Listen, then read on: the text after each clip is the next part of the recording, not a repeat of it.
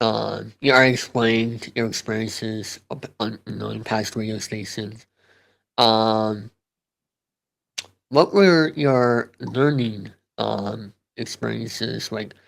Did you get any advice for radio back then? Oh yeah. Stay true to yourself.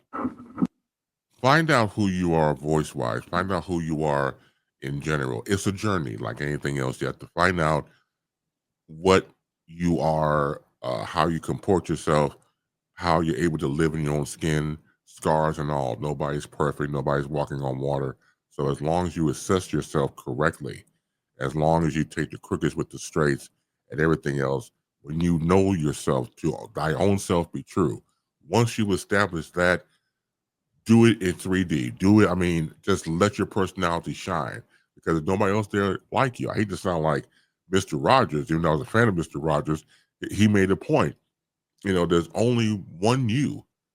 So go for it. Don't be embarrassed. You're going to make mistakes. Uh, Make sure that you learn from your mistakes and find your voice. And once you find your voice, you'll be comfortable. Like when I used to teach, and this is what I was teaching after years at Columbia College Chicago. I taught at a place called Illinois Media School, which I taught the talk radio course. And I told my students then, I had a list of names on the board like James Earl Jones, Steve Harvey, Nicole Kidman, and some others. And I said, what do all these people have in common? And they said, of course, be a celebrity. I said, well, what else do you think they have in common? And he didn't know. I said, all these people stutter. They all stutter. And just the fact that they stutter, there's no excuse for you at all. If they can go over the hurdles of what they go through, there's no excuse for the rest of us.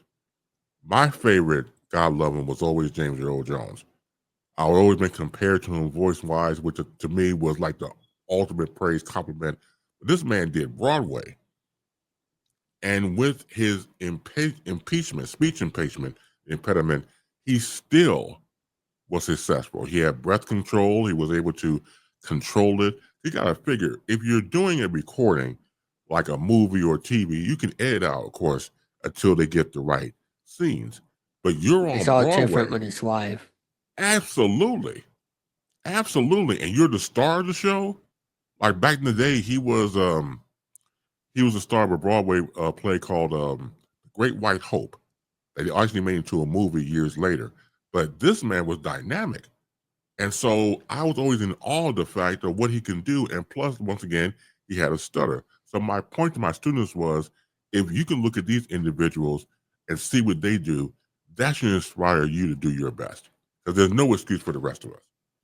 And I used to teach Yeah. it all the time. So yeah, that's the advice I give to anybody, whether you're doing a podcast, radio, whatever, spoken word, be your own authentic self.